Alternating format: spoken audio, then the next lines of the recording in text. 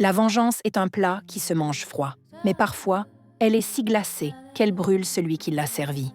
On dit que le sang ne se lave pas avec du sang, mais quand une jeune fille est trahie par ceux qui devaient la protéger, la colère peut la pousser vers des chemins sans retour. Écoutez bien, mes gens, car cette histoire est un cri de douleur qui résonne entre deux mondes.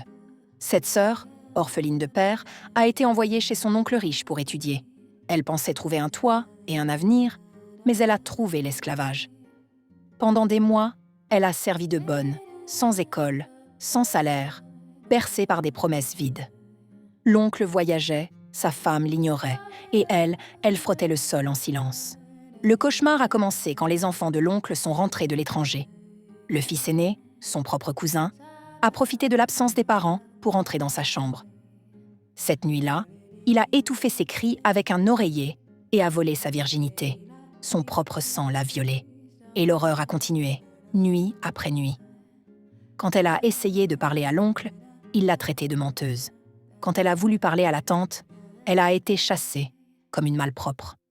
Seule, sans défense, violée par son frère et rejetée par sa famille, elle a fui.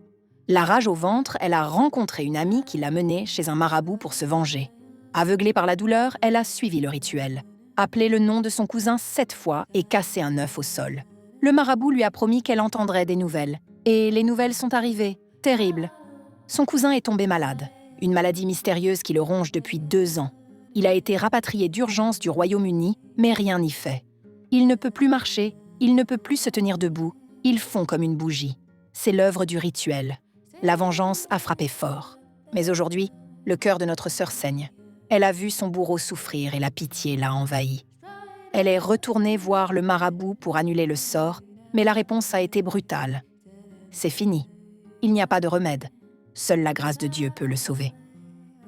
Même le sorcier ne peut défaire ce qui a été fait. Son amie la traite de folle de vouloir sauver celui qui l'a détruite. Elle est rongée par la culpabilité. Elle a voulu punir, mais elle a peut-être tué. Elle prie en secret, demande des prières à son pasteur, sans oser avouer son crime mystique. Elle est coincée entre la justice de son acte et l'horreur de ses conséquences. Mes chers abonnés, la colère est mauvaise conseillère. Cette fille a répondu au mal par le mal. Et maintenant, elle porte le poids de la vie de son cousin sur ses épaules. Dites-nous sincèrement en commentaire, doit-elle avouer à sa famille ce qu'elle a fait, au risque d'être bannie à jamais, pour tenter de sauver le garçon? Ou doit-elle laisser le destin et le rituel suivre son cours, considérant que c'est le prix de son viol? Aidez-la, car elle est perdue